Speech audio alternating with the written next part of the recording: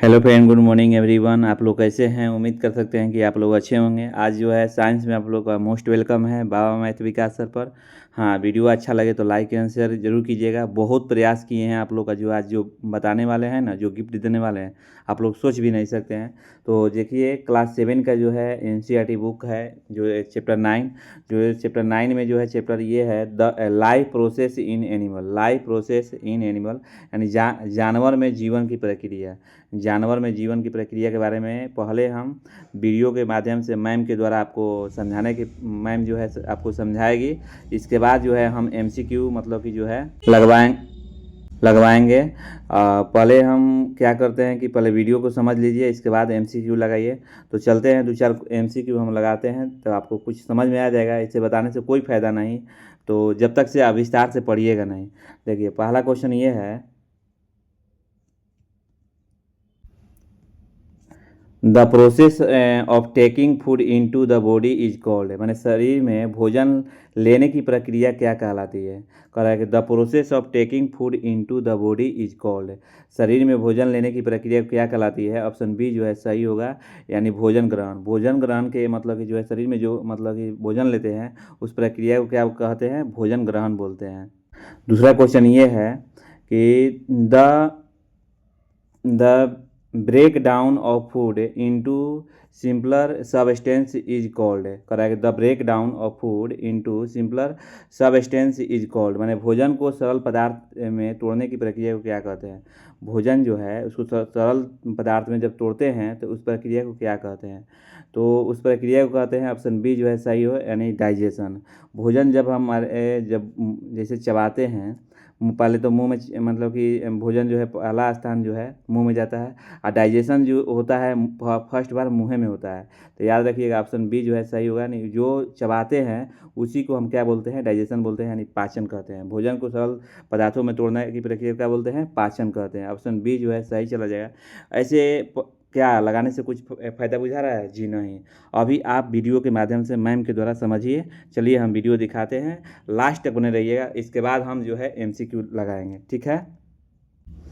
चलिए, आप लोग रेडी हो गए होंगे, तो अब स्टार्ट करते हैं। आप विस्तार से ध्यानपूर्वक पढ़िएगा। माँ बाप को नाम रोशन करना है, तो बहुत मेहनत किए हैं। वीडियो ज़रूर आपको अच्छा लगे तो ज़रूर लाइक कीजिए, दोस्तों के साथ ज़रूर शेयर कीजिएगा। इस अध्याय का नाम है पशुओं में जीवन प्रक्रियाएं, जिसमें यह बताया गया है कि जीवित प्राणी कैसे जीवित रहते हैं। चरण 1, पोषण और मानव पाचन तंत्र। भोजन जीवन के इंजन को ऊर्जा देता है। पोषण में जटिल भोजन को सरल रूपों में तोड़ना शामिल है। यह प्रक्रिया, जिसे पाचन कहते हैं, आहार नली में होती है, जिसमें यकृत और अग्न्याशय जैसी ग्रंथियां सहायता करती हैं। आइए इस यात्रा का पता लगाते हैं। पाचन की शुरुआत मुंह से होती है। दांत भोजन को चबाते हैं और लार में मौजूद एमाइलेज स्टार्च को शर्करा में तोड़ता है, इसीलिए रोटी चबाने के बाद मीठी लगती है। अब अगला है ग्रसनी, इसोफेगस। यह लचीली नली मुंह को पेट से जोड़ती है। यह भोजन को नीचे धकेलने के लिए पेरिस्टाल्सिस नामक तरंग जैसी मांसपेशीय संकुचन का उपयोग करती है। पेट में अम्लीय रस भोजन को मथते हैं। हाइड्रोक्लोरिक अम्ल बैक्टीरिया को मारता है, जबकि पेप्सिन प्रोटीन को तोड़ना शुरू करता है। ये एक शक्तिशाली मिक्सर की तरह काम करता है। छोटी आंत पोषक तत्वों की शक्ति का केंद्र है।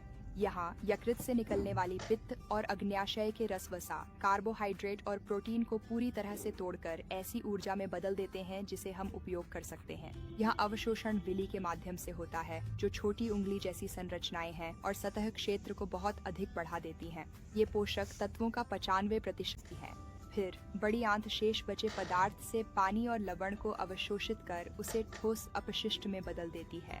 फाइबर यहाँ चीजों को गतिमान रखने में बहुत बड़ी भूमिका निभाता है। याद रखें, अपने कार्बोहाइड्रेट, प्रोटीन और वसा का संतुलन बनाए रखें। धीरे धीरे चबाएं और अपने पाचन तंत्र को स्वस्थ रखने के लिए हाइड्रेटेड रहें। पहला चरण शरीर को ऊर्जा देता है। अब बारी है श्वसन की। मानव पाचन एक चमत्कार है, लेकिन प्रकृति आहार और परिवेश के अनुसार प्रणालियों को ढालती है, जैसे शाकाहारियों, मांसाहारियों और सर्वाहारियों के लिए अलग अलग रसोई संरचना पोषक तत्वों के निष्कर्षण को अनुकूलित करती है। अब आप लोग समझ गए होंगे, पहला चरण में मैम ये बताई कि जब भी भोजन खाना चाहिए चबा कर खाना चाहिए, उसको निगल नहीं लेना चाहिए। आपको ये पता होगा कि खाना जो है हम जितने चबाएंगे उतना ही जो है अब मेरा विटामिन जो है खाना में निकलेगा और बॉडी में जैसे ही जाएगा तो हमारे हर पार्ट में जो भी जैसे विटामिन ए हो गया, विटामिन बी हो गया, विटामिन डी हो गया, माने सारा जो है आपको मतलब कि बॉडी में माने प्रोवाइड कराएगा। तो मान लीजिए कि खाना खाते समय कितने बच्चे जो होते हैं कि मतलब कि खाना खा रहे हैं और पानी उसी समय पी रहे हैं। जी नहीं, उस समय पानी नहीं पीना चाहिए। पानी पीने से क्या होगा कि तुम्हारे शरीर में पूरा ज़हर फैल जाएगा। तो खाना खाने से पहले आधा घंटा पहले पानी पीजिए और खाना खाने के बाद आधा घंटे के बाद पानी पीजिए। बीच में पानी मत पीजिए। बहुत सारे बच्चे का जो है माने शरीर जो है दुबला रहता है। क्यों रहता है? कारण ये है कि खाना खाते समय अच्छा से चबा कर नहीं खाते हैं और ना उसको मतलब कि बढ़िया से मतलब कि पचा पाते हैं। तो कारण ये है कि वो जितने भोजन को जितने चबाएँगे उतना ही हमारा क्या होगा कि फ़ायदा माने बॉडी को जो है हमारे हेल्थ मिलेगा, माने डेवलपमेंट करने में। और कुछ बच्चे को हम ये भी देखे हैं कि बच्चे जो होते हैं कि जब खाना खाते हैं तो मोबाइल देखते हैं, किसी से बात करते हैं, तो बिल्कुल नहीं, ये सब बात पर ध्यान रखिए। खाना खाते समय नहीं बोलना चाहिए, ना ही मोबाइल देखना चाहिए। सिर्फ़ भगवान का नाम लेकर और भोजन को मुँह में डालकर चबाना चाहिए। चलिए अब आगे मैम के द्वारा आगे समझिए कि क्या कह रही है।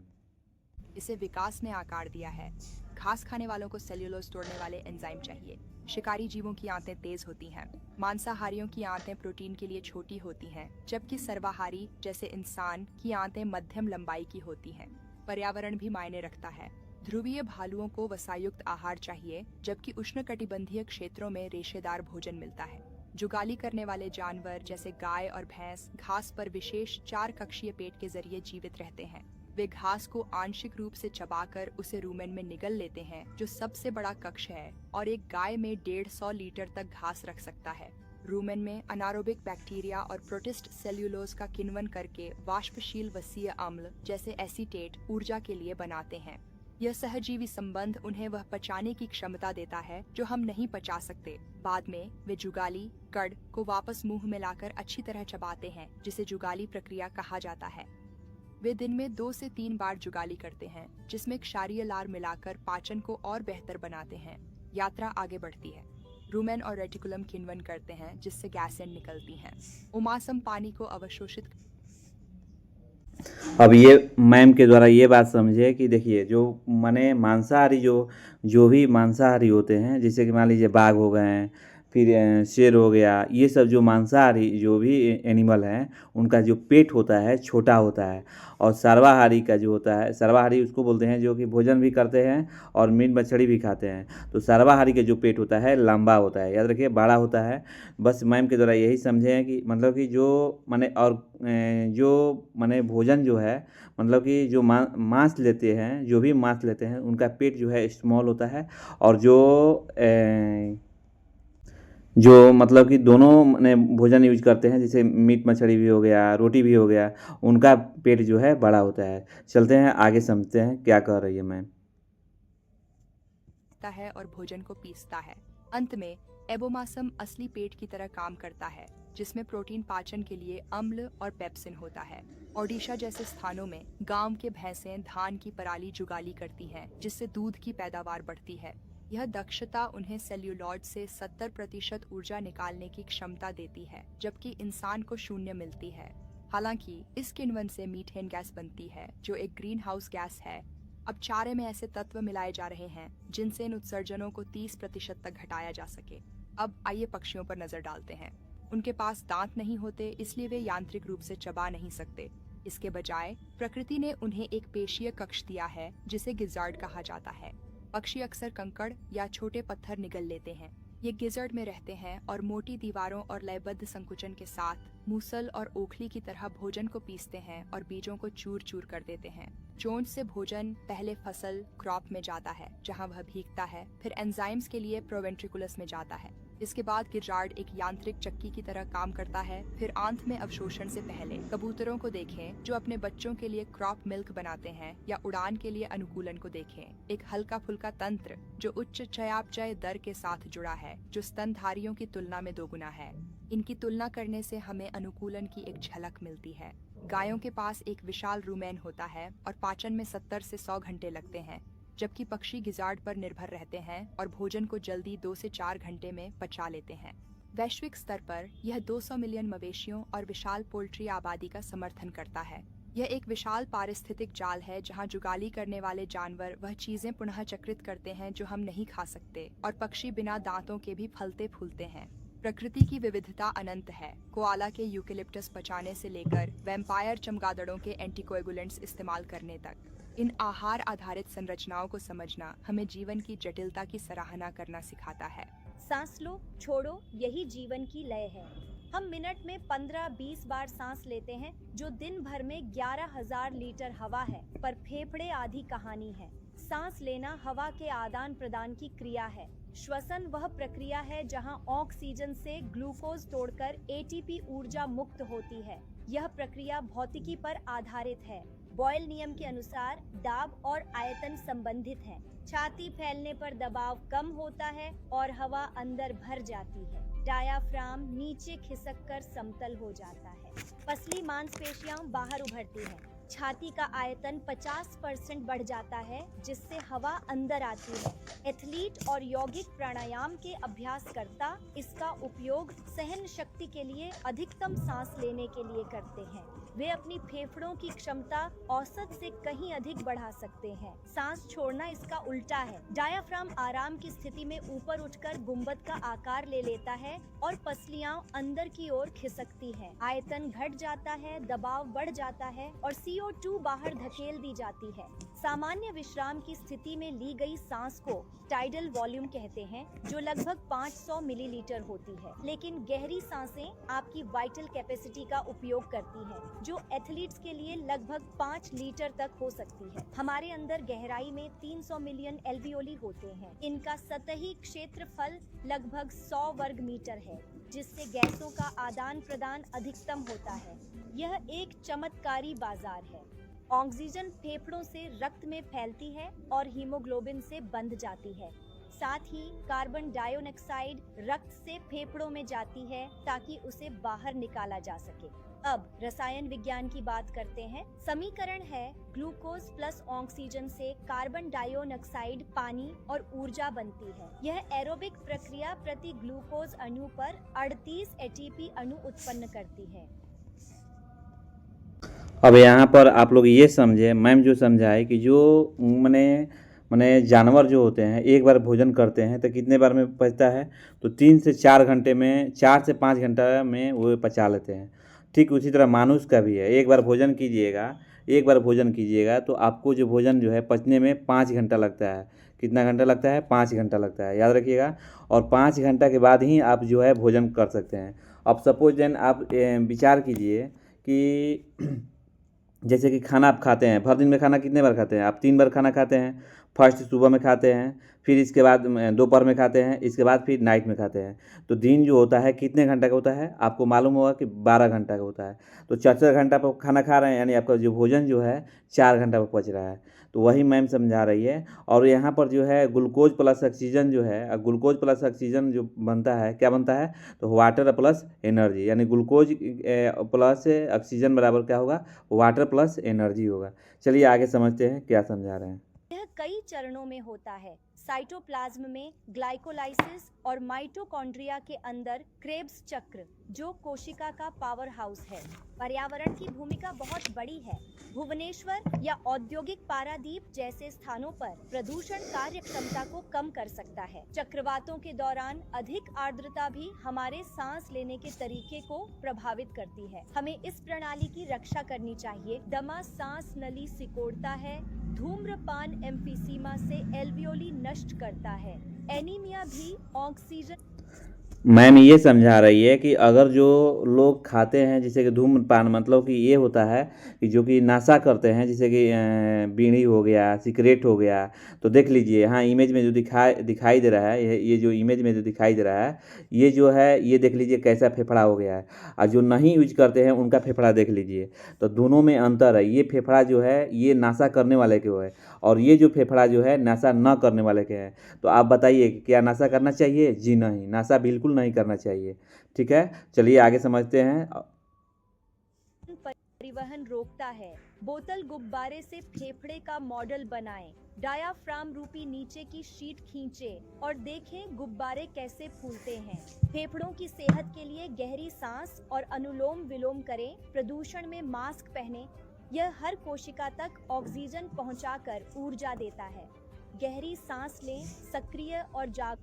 अब देखिए मैम ये समझाई कि जैसे कि बाहर जाते हैं, जब बाहर जाते हैं तो आप बिना मास्क लगाए हुए जाते हैं। क्यों जाते हैं? क्योंकि बाहर में जानते हैं कितने पार्टिकल जो है एयर में जो है, बहुत सारे एयर में जो है पार्टिकल घुसा हुआ है। ठीक है, और उस पार्टिकल को जो है आप सांस लेते हैं तो बहुत सारे पार्टिकल जो है, बहुत सारे बैक्टीरिया जो है आपके बॉडी के अंदर जाता है, और बॉडी के अंदर जब जाएगा तो क्या होगा, सारे शरीर को जो है नष्ट करेगा।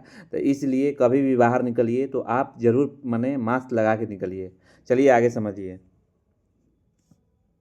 जागरूक रहे।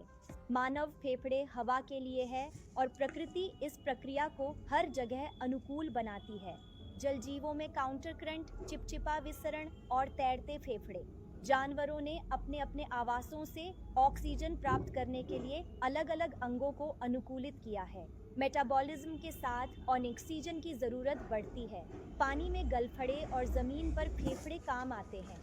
ओडिशा के वेटलैंड्स में मछली, मेंढक और हाथी अलग तरह से सांस लेते हैं। मछलियां पानी में घुले गैसों का आदान प्रदान करने के लिए गलफड़ों का उपयोग करती हैं। पंखदार मेहराबों में फिलामेंट्स और लैमेलाए होते हैं जो गैसों के आदान प्रदान के लिए विशाल सतह क्षेत्र बनाते हैं। इसे काउंटर करंट फ्लो कहा जाता है। पानी एक दिशा में बहता है, खून विपरीत दिशा में। यह एक ऐसा अंतर बनाए रखता है जिससे 90% ऑक्सीजन निकाली जा सकती है।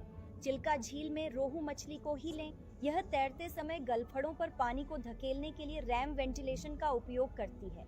शार्क तैरने के लिए तैलीय जिगर का उपयोग करती हैं। केंचुए यह काम अलग तरीके से करते हैं।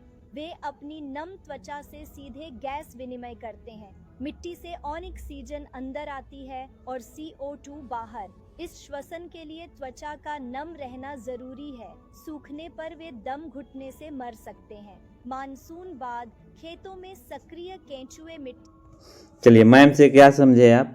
मैम से ये समझे कि जो मछली जो होती है पानी में जिंदा रहती है, और पानी से जब बाहर निकलेगी तो क्या होगा, मर जाएगी। क्यों मर जाएगी? क्योंकि जानते हैं पानी में जो उसका गिल्स जो होता है, गिल्स के द्वारा वे मतलब कि क्या करती है, मतलब कि ऑक्सीजन लेती है। उसका गिल्स जो होता है मछली का, जो गिल्स जो होता है पानी से बाहर निकलिएगा, वो पानी में घर्षण के कारण जो होता है उसे खुला रहता है, लेकिन बाहर में उसके बंद होता है। इसी कारण जो है उसका क्या होगा, मृत्यु हो जाता है। हम लोग क्या लेते हैं, ऑक्सीजन लेते हैं, क्या छोड़ते हैं, कार्बन डाइऑक्साइड छोड़ते हैं, यानी CO2 छोड़ते हैं। चलिए अब आगे समझिए। उपजाऊ बनाते हैं। मेंढक जैसे उभयचर दोहरी जिंदगी जीते हैं। टैडपोल्स गलफड़ों से, जबकि वयस्क मेंढक फेफड़ों और त्वचा दोनों से सांस लेते हैं। वयस्क मेंढक डायाफ्राम के अभाव में बक्कल पंप से हवा निगलते हैं, लेकिन पानी या कीचड़ में वे लगभग पूरी तरह से अपनी त्वचा के माध्यम से सांस ले सकते हैं। अधिकांश स्थलीय जानवर फेफड़ों का उपयोग करके वायु के पावर हाउस की तरह काम करते हैं। कीड़ों से लेकर हाथियों तक लक्ष्य कोशिकाओं तक ऑक्सीजन को कुशलता से पहुंचाना है। कीड़े ऑक्सीजन ले जाने के लिए खून का उपयोग नहीं करते। उनके पास ट्रेकिया नामक छोटी छोटी नलिकाएं होती हैं जो हवा को सीधे ऊतकों तक पहुंचाती हैं। यह निष्क्रिय विसरण उनकी वृद्धि की अधिकतम सीमा तय करता है। हाथियों जैसे स्तनधारियों के पास विशाल फेफड़े और डायाफ्राम होते हैं। हाथी की सूंड तो गहरे पानी में, जैसे सुंदरबन में, पार करते समय स्नॉर्कल की तरह भी काम करती है। पक्षी तो और भी अधिक कुशल होते हैं। उनके पास वायु थैलियाएं होती हैं जो एक दिशा में वायु प्रवाह की अनुमति देती है, जिससे वे उड़ान की उच्च ऊर्जा आवश्यकता के लिए कहीं अधिक ऑक्सीजन निकाल सकते हैं। ये सब अंगों को उनके आवास के अनुसार ढालने की बात है। मछलियाँ पानी के लिए गलफड़े इस्तेमाल करती हैं, केंचुए मिट्टी के लिए त्वचा का उपयोग करते हैं और स्थलीय दैत्य शक्तिशाली फेफड़ों का। विकास एक कहानी कहता है, गलफड़े 500 मिलियन साल पहले प्रकट हुए, उसके बाद 370 मिलियन साल पहले उभयचर भूमि पर आए और फिर सरीसृपों के बेहतर फेफड़े विकसित हुए। आज इन प्रणालियों को चुनौतियों का सामना करना पड़ रहा है। प्रदूषण मछलियों के गलफड़ों को जाम कर सकता है और सूखा उभयचरों की नम त्वचा के लिए खतरा बनता है, जिससे उन्हें ग्रीष्म निद्रा में जाना पड़ता है। आप खुद भी इसे देख सकते हैं। किसी गोल्डफिश के गलफड़े के ढक्कन को फड़कते हुए देखें या देखें कि सूखी मिट्टी में केंचुओं की गतिविधि कैसे कम हो जाती है। प्रकृति की रचनाएं हर जगह हैं। हम तो देखिए मैम ये समझा रही है कि देखिए मैम ये समझा रही है कि आप जो भी चीज़ माने प्लास्टिक हो गया, चाहे जो भी प्लास्टिक चीज़ हो गया, चाहे जो भी सामान हो गया, बाहर मत फेंकिए, जहाँ तहाँ मत फेंकिए। वो पानी में जाएगा, पानी में जाएगा तो क्या होगा, वो ज़मीन के अंदर धंसेगा। ज़मीन के जब अंदर धंसेगा तो केंचुआ जो होता है, केंचुआ आप देखे होंगे, वे केंचुआ मर जाएंगे। जब केंचुआ मर जाएंगे तो केंचुआ का सबसे माने किसान का मालूम है, किसान का दोस्त कहा जाता है। केंचुआ को क्या कहते हैं, किसान का दोस्त है। जब केंचुआ का किसान का दोस्त कहा जाता है, वो क्या काम करता है कि मिट्टी को कोड़ता है, और जब मिट्टी को कोड़ेगा तो उसमें जो फसल उगता है वो बहुत लंबा होता है और अच्छा, मतलब कि उसमें नाइट्रोजन मिलता है, याद रखिएगा, पोषण मिलता है, न्यूट्रिशन मिलता है। तो इसलिए आप घर से भी कोई भी सामान जो है बाहर न फेंकिए, न ही कहीं पानी में फेंकिए। उसको एक जगह डिब्बा में रखिए और जो मतलब कि जिस जगह रखना चाहिए उसी वक्त वहीं पर रखिए, जहाँ तहाँ मत रखिए, क्योंकि ये प्रकृति के लिए, नेचुरल के लिए क्या है, हानिकारक है। चलिए आगे समझिए। प्रकृति की नकल भी करते हैं। स्कूबा गियर कृत्रिम गलफड़ों की तरह काम करता है और मेडिकल सीपैप मशीनें हवा पंप करती हैं, ठीक वैसे ही जैसे मेंढक का बुकल पंप। समुद्र की गहराइयों से लेकर आसमान तक प्रकृति की सांसों की विविधता हमारे पारिस्थितिक तंत्रों को बनाए रखती है। इसे समझना हमें जीवन के जाल की सराहना करना सिखाता है। पचाई हुई दाल और सांस से लिया गया ऑक्सीजन डिलीवरी के बिना बेकार हैं। यहाँ प्रवेश करता है परिसंचरण तंत्र, शरीर का एक्सप्रेस कुरियर, यह सुनिश्चित करने के लिए कि छोटी आंत से पोषक तत्व और फेफड़ों से ऑक्सीजन हर कोशिका तक पहुँचे। यह ईंधन पंप करता है और कचरा जैसे CO2 और यूरिया ढोता है। बंद डबल सर्किट 1 लाख किलोमीटर लंबी रक्त वाहिकाएं। दिल इस राजमार्ग का बॉस है। भारत में 20% लोग उच्च रक्तचाप से पीड़ित हैं। लौह समृद्ध रक्त सबसे महत्वपूर्ण है। दिल एक अथक पंप मिनट में 72 बार धड़ककर रोज 7000 लीटर खून पंप करता है। मायोकार्डियम संकुचित होता है और चारों कक्ष तालमेल से काम करते हैं। दाहिना हिस्सा ऑक्सीजन रहित रक्त को फेफड़ों तक ले जाता है। बायां हिस्सा ऑक्सीजन युक्त रक्त को पूरे शरीर में पंप करता है।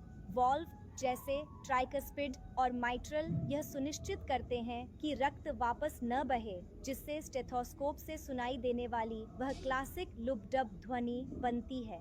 Electrical system SA node pacemaker, AV node और परकिंजे फाइबर्स को 0.2 सेकंड के चक्र में ट्रिगर करता है। यौगिक एथलीट्स इस दर को और भी कम कर सकते हैं। रक्त और रक्त वाहिकाएं परिवहन के राजमार्ग नेटवर्क की तरह काम करती हैं। 5 लीटर रक्त कोशिकाएं प्लाज्मा की नदी में तैरती हैं। लाल रक्त कोशिकाएं हीमोग्लोबिन के साथ ऑक्सीजन ले जाती है। सफेद रक्त कोशिकाएं हमारी प्रतिरक्षा सेना है। प्लेटलेट्स थक्का बनाने वाली टीम है। धमनियां मोटी और पेशी होती हैं ताकि उच्च दबाव सह सकें। चिराएं पतली और वाल्व युक्त होती हैं। केशिकाएं वही हैं जहां आदान प्रदान होता है, ये केवल एक कोशिका मोटी होती है। हमारे पास दोहरा सर्किट है। फेफड़ों में गैस के आदान प्रदान के लिए पल्मोनरी और पूरे शरीर में पोषक तत्व पहुंचाने व अपशिष्ट हटाने के लिए सिस्टमिक। नियमन और स्वास्थ्य बैरो रिसेप्टर्स आपकी दर को समायोजित करते हैं। व्यायाम हृदय की आउटपुट को 5 से 25 लीटर प्रति मिनट तक बढ़ा सकता है। एनीमिया और उच्च रक्तचाप से सावधान रहें। ओमेगा 3 लें, नसें पंप करने हेतु 30 मिनट टहलें और सालाना बीपी चेक कराएं। हृदय जीवन भर में 200 मिलियन लीटर रक्त पंप करता है। अपने विचारों को रक्त की तरह तेजी से फैलाएं। चरण 5 जीवन प्रदान करता है। अब अगला उत्सर्जन सफाई करता है। फिर से स्वागत है विद्यार्थियों, आज हमें बहुत कुछ कवर करना है। हम मानव शरीर में गहराई से उतरेंगे, पाचन, श्वसन और कुछ रोचक प्रयोगों का अन्वेषण करेंगे। चलिए शुरू करते हैं। सबसे पहले चलिए भोजन की यात्रा को ट्रेस करते हैं। ये एक लंबा रास्ता है जिसे एलिमेंट्री कैनाल कहा जाता है। यह बुक्कल कैविटी या मुंह से शुरू होता है और गुदा पर समाप्त होता है। मुंह से भोजन इसोफेगस या फूड पाइप से नीचे जाता है। यह नली आपके मुंह को आपके पेट से जोड़ती है और मांसपेशियों की हरकतों से भोजन को नीचे धकेलती है। इसके बाद यह पाचन के लिए पेट में जाता है, फिर छोटी आंत में पहुंचता है जहां पोषक तत्व अवशोषित होते हैं। अंत में अपशिष्ट बड़ी आंत में जाता है और गुदा के माध्यम से बाहर निकलता है। अब चलिए स्टार्च के लिए आयोडीन परीक्षण को देखते हैं। हमारे पास 3 टेस्ट ट्यूब हैं, A, B और C। इससे हमें समझने में मदद मिलती है कि हमारे मुंह में पाचन कैसे काम करता है। टेस्ट ट्यूब A में साहिल ने एक टुकड़ा चपाती डाला। जब आयोडीन डाला गया तो वह नीला काला हो गया। यह पुष्टि करता है कि चपाती में स्टार्च होता है। लेकिन ट्यूब B को देखिए, नेहा ने उसमें चबाई हुई चपाती डाली। रंग नीला काला नहीं हुआ। क्यों? क्योंकि हमारे मुंह में लार स्टार्च को साधारण शर्करा में तोड़ देती है। अंत में संतुष्टि ने ट्यूब C में उबला हुआ आलू डाला। वह भी नीला काला हो गया, जिससे यह साबित होता है कि आलू में भरपूर मात्रा में स्टार्च होता है। अब चलिए सांस लेने के विषय पर बात करते हैं। क्या आपने डायाफ्राम के बारे में सुना है? यह श्वसन में सहायक मुख्य मांसपेशी है। सांस लेते समय डायाफ्राम नीचे झुकता है और फेफड़ों में हवा भर जाती है। जब आप सांस बाहर छोड़ते हैं तो यह ऊपर की ओर उठता है और हवा को बाहर निकालता है। हमारी श्वसन प्रणाली के कुछ खास कार्य होते हैं। नाक के छिद्र ताज़ा हवा अंदर लेते हैं। नाक की नलियों में छोटे छोटे बाल और बलगम होते हैं जो धूल और गंदगी को रोकते हैं और हवा को साफ रखते हैं। विंड पाइप वह रास्ता है जिससे हवा हमारे फेफड़ों तक पहुंचती है। फेफड़ों के अंदर छोटे छोटे थैले, जिन्हें एल्वियोली कहा जाता है, वहीं पर गैसों का आदान प्रदान वास्तव में होता है। संदीप ने एक शानदार सवाल पूछा, क्या सांस लेना और श्वसन एक ही चीज है? यह आमतौर पर भ्रमित करने वाली बात है, लेकिन ये दोनों अलग अलग प्रक्रियाएं हैं। सांस लेना केवल फेफड़ों में हवा को अंदर बाहर करने की शारीरिक क्रिया है। श्वसन एक रासायनिक प्रक्रिया है जो कोशिकाओं के अंदर होती है, जिसमें ऑक्सीजन ग्लूकोज को तोड़कर ऊर्जा छोड़ती है। तनु ने सही कहा कि हम ओनेक्सीजन से भरपूर हवा अंदर लेते हैं, न कि केवल शुद्ध ओनेक्सीजन। हमारे चारों ओर की हवा एक मिश्रण है जिसमें लगभग 21% ऑक्सीजन होती है, और जब हम धूल भरी हवा में सांस लेते हैं तो हमें छींक आती है। यह हमारे शरीर की एक स्वाभाविक प्रतिक्रिया है जिससे वे परेशान करने वाले बाहरी कण जो हमारी नाक में फंस जाते हैं बाहर निकल जाते हैं। अनुषा ने दौड़ने के बाद पारिधि की तुलना में तेज सांस क्यों ली? शरीर को ज्यादा ऊर्जा चाहिए थी, इसलिए ग्लूकोज तोड़ने हेतु अधिक ऑक्सीजन की जरूरत थी। यादव ने लार द्वारा स्टार्च टूटना और रक्षिता ने सांस की हवा में 4-5% कार्बन डाइऑक्साइड होना सिद्ध किया। आज की जीव विज्ञान यात्रा यहीं समाप्त होती है। अब आप लोग का समझ में आ गया होगा मैम के द्वारा, कुछ हम भी बीच में डिस्कशन किए हुए हैं। अब चलते हैं MCQ लगाते हैं। अब MCQ लगाएंगे तो आपको समझ में आ जाएगा। हाँ, आपको इसको PDF चाहिए तो इस नंबर पर 82 नंबर लिख लीजिए, 82 27 91 और 8102, इस नंबर पर व्हाट्सएप नंबर है, ठीक है। और इस नंबर पर आप व्हाट्सएप लिख के डालिए कि हमको क्लास 7 का PDF चाहिए, क्लास 8 का PDF चाहिए, तो हम आपको PDF जो है प्रोवाइड करा देंगे। मात्र PDF का जो कीमत जो है 100 रुपया है, यानी क्लास 7 का जो PDF है आपको 100 रुपये में पूरा ऑल मतलब कि MCQ के रूप में आपको प्रोवाइड करा दिया जाएगा। फिर 8 का भी है और 7, 8, 6 3 गो है आपको तैयार। अब 9, 10 को जो है इसके बाद हम कराएंगे, ठीक है। तो आपको PDF चाहिए तो इस व्हाट्सएप पर हाई लो लिख के भेजना है कि हमको सर PDF चाहिए। तो आप 100 रुपये जो है हम ये स्कैनर भेजेंगे और स्कैनर पर जो 100 रुपये डालिएगा तो हमको सारा PDF जो है आपको प्रोवाइड करा देंगे। तो अब चलते हैं MCQ लगाते हैं। पहला क्वेश्चन 2 नंबर क्वेश्चन बता दिए हैं। फर्स्ट क्वेश्चन ये है। तीसरा नंबर क्वेश्चन ये है कि digestion of starch beings in, यानी स्टार्च का पाचन कहाँ शुरू होता है, तो यानी मुंह में। ऑप्शन बी जो है सही होगा, यानी मुंह में जो है, माउथ में पाया जाता है। हम मालूम अभी मैम बताइए कि स्टार्च जो है किस में पाया जाता है, तो ये क्या बोलते हैं, आलू में पाया जाता है। आप जो आलू खाए हैं ना, तो उसमें क्या पाया जाता है, स्टार्च पाया जाता है। ये कहाँ पहुँच जाता है, तो याद रखिएगा डाइजेशन कहाँ हो जाता है, तो मुंह में हो जाता है। याद रखिएगा स्टार्च जो है कहाँ डाइजेशन होता है, तो मुंह में। ऑप्शन देखिए बी चला जाएगा। चलिए 4 नंबर क्वेश्चन ये है कि the largest gland in human body is, मैंने कह रहा है कि मानव शरीर का सबसे बड़ी ग्रंथि कौन सा है। मानव शरीर का सबसे बड़ी ग्रंथि कौन सा है, तो ऑप्शन बी जो है सही होगा, यानी लीवर। मानव शरीर का सबसे बड़ी ग्रंथि कौन सा है, तो लीवर हो गया। ठीक है। 5 नंबर क्वेश्चन ये है कि व्हील जूस इज स्टोरेड इन, माने पित्त रस कहाँ स्रावित होता है। पित्त रस जो है कहाँ स्रावित होता है, तो ऑप्शन बी जो है सही होगा, यानी मैंने पित्ताशय में। वीडियो अच्छा लग रहा है तो लाइक एंड शेयर कीजिए। और जो बच्चे पढ़कर मतलब कि लाइक शेयर नहीं करते हैं, सब्सक्राइब नहीं करते हैं, तो अब उनके बारे में क्या कहा जाए, हमको दुख पहुंचा रहे हैं। और दुख पहुंचाने मतलब कि वो अपने आप को धोखा दे रहे हैं। पढ़ लीजिए और वीडियो को लाइक शेयर न कीजिए, इस तो बहुत गलत बात है।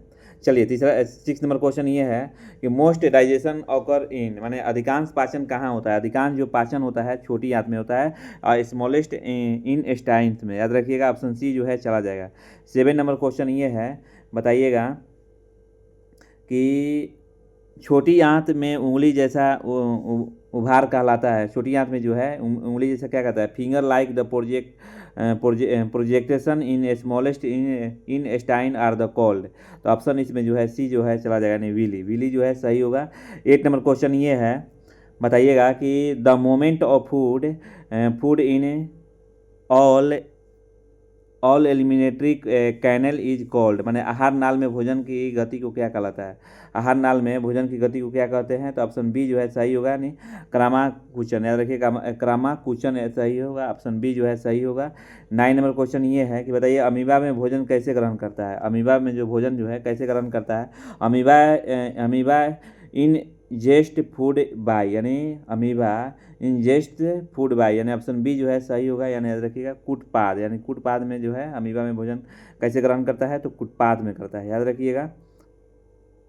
अब चलिए 10 नंबर क्वेश्चन ये है, बताइएगा the particularly digested food in stomach is the called, आमाशय में आंशिक रूप से पचा भोजन कहलाता है। कौन होगा, ऑप्शन सी जो है सही होगा, यानी काइम जो है सही होगा। याद रखिएगा।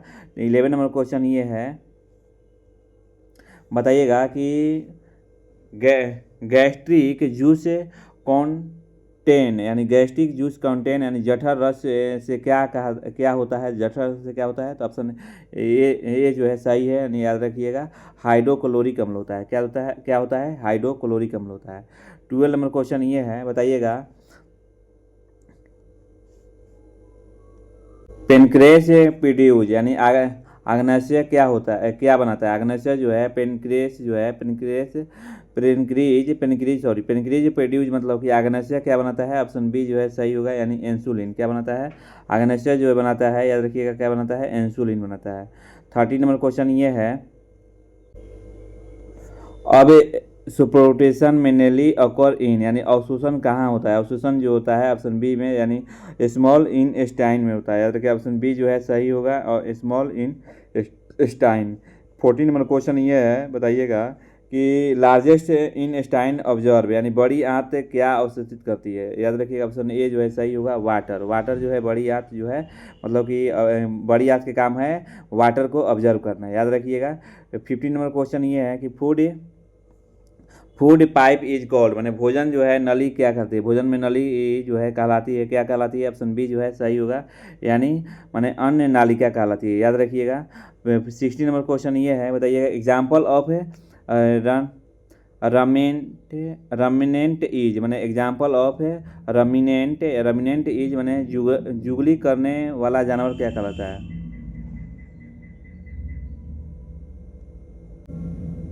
इसमें जो जुगली करने वाला जानवर जो है ऑप्शन ए जो है सही होगा। काऊ, कुत्ता तो होगा नहीं, जुगली करता नहीं है, ना बिल्ली होते हैं ना बाघ होता है। ये सब जो मांसाहारी है उसका पेट क्या होगा, छोटा होगा। ठीक है। 17 नंबर क्वेश्चन ये है कि बताइएगा जुगली करने वाले सेलुलोज का पाचन किसकी सहायक से करते हैं, तो ऑप्शन बी जो है याद रखिएगा, यानी जीवाणु से। और हिंदी इंग्लिश दोनों बोलेंगे ना तब हो जाएगा 2 घंटा बाबू, इसलिए इसको मैंने जल्दी कराना है तो कोई एक लैंग्वेज लेके चल रहा है। अवशोषित भोजन के उपयोग की प्रक्रिया क्या कहलाती है, ऑप्शन बी जो है सही हुआ, आत्मसात। यानी अवशोषित भोजन के उपयोग की प्रक्रिया क्या कहलाती है, आत्मसात कहलाती है, याद रखिएगा। चलिए बोलिए देते हैं। The process of using observe food is the call, यानी अवशोषित भोजन के उपयोग की प्रक्रिया क्या कहलाती है, ऑप्शन बी जो है सही होगा, यानी आत्मसात कहलाती है। 9 नंबर क्वेश्चन ये है कि amoeba digest food in, amoeba जो है डाइजेस्ट फूड इन, अमीबा भोजन कहाँ पचाता है, तो अमीबा जो भोजन पचाता है याद रखिएगा फूड वेलकोलो में, याद रखिएगा फूड वे कॉल, याद रखिए वे कॉल में, यानी खाद्य रिक्तिका में, याद रखिए खाद्य रिक्तिका में जो पचाता है। अच्छा 20 नंबर क्वेश्चन ये है कि the first step of nutrition is, मैंने first step of nutrition is मैंने पोषण की पहली अवस्था क्या कहता है, ऑप्शन सी जो है सही होगा, नहीं इंजेशन, याद रखिएगा इंजेशन जो है भोजन ग्रहण जो है सही होगा, ऑप्शन सी जो है सही होगा। यानी 21 नंबर क्वेश्चन ये है बताइएगा कि लीवर प्रोड्यूस यानी यकृत क्या बनाता है, यकृत जो है मैंने ऑप्शन बी यानी वाइल बनाता है, यानी पित्त बनाता है, लीवर का काम होता है पित्त बनाना। ठीक है। 22 नंबर क्वेश्चन ये है बताइएगा कि लार में पाया जाने वाला एंजाइम क्या है, the enzyme present in the saliva is, यानी लार में क्या पाया, कौन सा एंजाइम पाया जाता है, तो ऑप्शन सी जो है सही होगा, यानी एमाइलेज, याद रखिए एमाइलेज जो है सही होगा। अच्छा 23 नंबर क्वेश्चन ये है कि बताइएगा स्टोमैचा प्रोड्यूस यानी अमाशय क्या बनाता है, अमाशय जो है बनाता है और जठर बनाता है, जठर रस बनाता है, याद रखिएगा जो गैस्ट्रिक जूस बनाता है ये अमाशय बनाता है, याद रखिएगा। 24 नंबर क्वेश्चन ये है बताइएगा अपचित भोजन को शरीर से बाहर निकालने की प्रक्रिया को क्या कहते हैं, तो याद रखिएगा द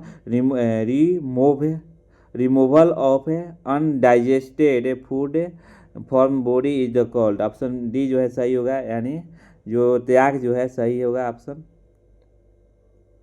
25 नंबर क्वेश्चन ये है कि बताइएगा जुगली कराने वाले जानवर को अमाशय में कितने कक्ष होते हैं, जुगली जो करते हैं जो है माने जो भी जानवर करते हैं उसमें चेंबर कितने होते हैं, चेंबर जो है आपको 4 होते हैं, यानी सी ऑप्शन जो है सही होगा, याद रखिएगा सी जो है ऑप्शन सही चला जाएगा। अच्छा यहाँ पर जो है 26 नंबर क्वेश्चन ये है कि बचे हुए पोषक तत्व कहाँ अवशोषित हो, जो भोजन पच जाता है डाइजेशन होता है, nutrition are the observe into, तो ये ऑप्शन जो है ए जो है सही चला जाएगा, नहीं ब्लड यानी रक्त में। ठीक है। 27 नंबर क्वेश्चन ये है हाइड्रोक्लोरिक एसिड इन स्टोमैचा हेल्प, मैंने अमाशय में हाइड्रोक्लोरिक अम्ल क्या करता है, हाइड्रोक्लोरिक अमाशय में क्या काम करता है, क्या करता है, तो ऑप्शन बी जो है सही होगा, यानी कीटाणुओं को नष्ट करता है, याद रखिए किल जर्म थे, यानी किल जर्म करता है, यानी मारता है। 28 नंबर क्वेश्चन ये है बताइएगा कि small intestine is the long end, यानी छोटी आंत लंबी और कैसी होती है, तो ऑप्शन सी जो है सही होगा, यानी कुंडलित होती है, ऑप्शन जी है याद रखिए कुंडलित होती है। 29 नंबर क्वेश्चन ये है कि अमीबा एक क्या है, अमीबा एक क्या है, तो ऑप्शन ए जो है सही होगा, याद रखिए एकक कोशिका जीव है, याद रखिएगा एकक कोशिका जो है अमीबा है।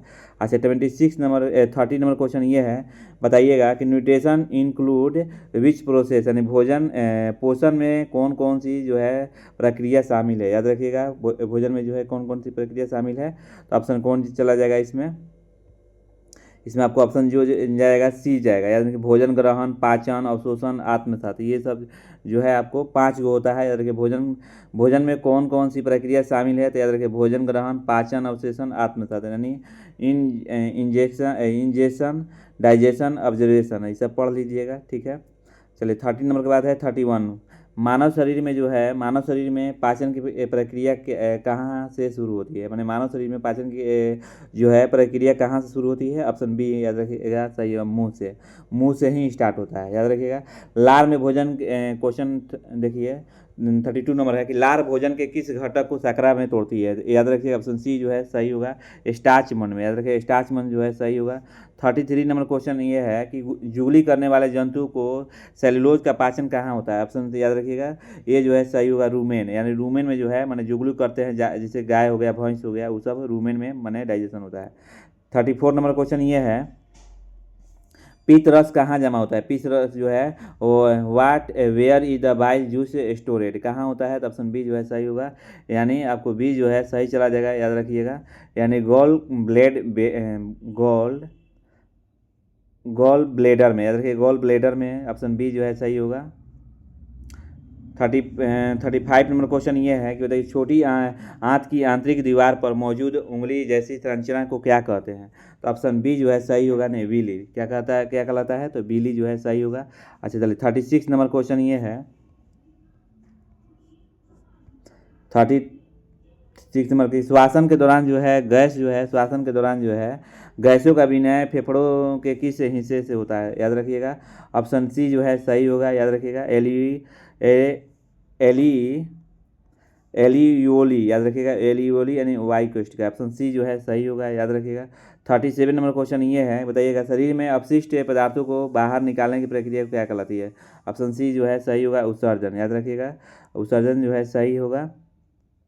38 नंबर क्वेश्चन ये है कि जीवित प्राणी को ऊर्जा प्राप्त करने के लिए किस प्रक्रिया की आवश्यकता होती है? तो याद रखिए ऑप्शन बी जो है सही हो गया श्वासन, याद रखिए मछली में श्वासन किसके द्वारा होता है? मछली में जो श्वासन लेती है किसके द्वारा होता है? तो ऑप्शन सी जो है याद रखिए सी जो है सही होगा, यानी गलफड़ गिल्ट। 14 नंबर क्वेश्चन ये है बताइएगा कि श्वासन के दौरान निकलने वाली कार्बन डाइऑक्साइड प्रतिशत लगभग कितना होता है? तो 4 से 5% होता है, ऑप्शन बी जो है सही होगा, याद रखिए श्वासन के दौरान निकलने वाला कार्बन डाइऑक्साइड की प्रतिशत कितना होता है? तो याद रखिए 4 से 5% होता है, याद रखिएगा। अच्छा 41 नंबर क्वेश्चन ये है कि पाचन तंत्र में पानी अवशोषण मुख्य रूप से कहाँ होता है? तो ऑप्शन सी जो है सही होगा, यानी बड़ी आंत में, कहाँ होता है? तो बड़ी आंत में होता है।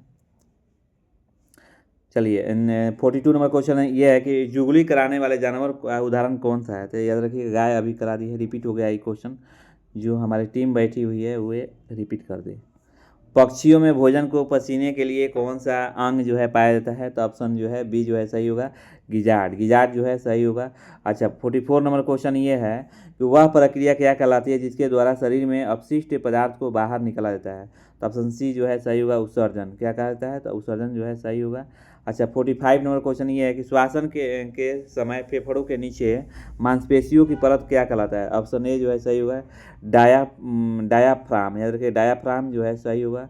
46 नंबर क्वेश्चन ये है कि बताइए स्टार्च की उपस्थिति पर परीक्षण के लिए किस रसायन का उपयोग किया जाता है? ऑप्शन सी जो है सही होगा, यानी स्टार्च जो है माने जो है उपस्थिति का परीक्षण करने के लिए किस रसायन का उपयोग किया जाता है? तो आयोडीन का किया जाता है। चलिए 47 नंबर क्वेश्चन ये है कि केचुआ श्वासन के लिए किस अंग का उपयोग किया जाता है? केचुआ जो होता है श्वासन के लिए किस अंग का उपयोग किया जाता है? तो त्वचा किया जाता है, ऑप्शन सी जो है सही होगा, यानी स्किन को, याद रखिएगा स्किन जो है सही होगा। अब ये जो है आपको यहाँ अब देखिए यहाँ पर आप लोग का HW है, ये आप लोग कमेंट में ज़रूर मेंशन कीजिए, हर बच्चे कमेंट में मेंशन करेंगे। जीवित रहने के लिए जंतुओं में कौन सी मुख्य जीवन प्रक्रिया आवश्यक है? जो बच्चा विस्तार से बताएंगे उनको भगवान खूब आगे बढ़ाएंगे, और विस्तार से लिखिए आंसर, ठीक है। दूसरा क्वेश्चन ये है कि जंतुओं में भोजन को सरल पदार्थों में बदलने की प्रक्रिया को क्या कहलाती है? जंतुओं में भोजन को सरल पदार्थ में बदलने की प्रक्रिया क्या बोलते हैं? What is the process of the converting food into the simpler substance in the animal called? शरीर के सभी भागों को तक ऑक्सीजन पहुंचाने का कार्य कौन सी प्रक्रिया होता है? कौन सा ऐसा चीज़ है जो शरीर को सभी जगह माने ऑक्सीजन पहुंचाता है? चलिए 4 नंबर क्वेश्चन आप लोग का ये है कि शरीर में ऊर्जा उत्पन्न करने की प्रक्रिया क्या कहलाती है? ये भी आप लोग कमेंट में मेंशन कीजिए। 5 नंबर क्वेश्चन ये है कि शरीर में अपशिष्ट पदार्थ जो है बाहर निकलने की प्रक्रिया को क्या कहते हैं? 6 नंबर क्वेश्चन ये है कि बताइए एक स्थान से दूसरे स्थान तक जाने की क्षमता को क्या कहलाता है? ये जो है आंसर जो है 6 का भी मैंने कमेंट में मेंशन कीजिए कि एक स्थान से दूसरे स्थान तक जाने की क्षमता को क्या कहते हैं। आज का वीडियो इतना ही। वीडियो अच्छा लगे तो लाइक एंड शेयर कीजिए। बहुत स्पीड में हम मैंने MCQ करा है, इसके लिए सॉरी। और देखते हैं कि समय बहुत आगे निकल रहा है। हाँ, अब आप कंटिन्यू बने रहिएगा, एक दिन बीच लगा के जो है वीडियो आपको प्रोवाइड कराएंगे, क्योंकि PDF भी बनाना है। थैंक यू लास्ट तक जुड़ने रहने के लिए।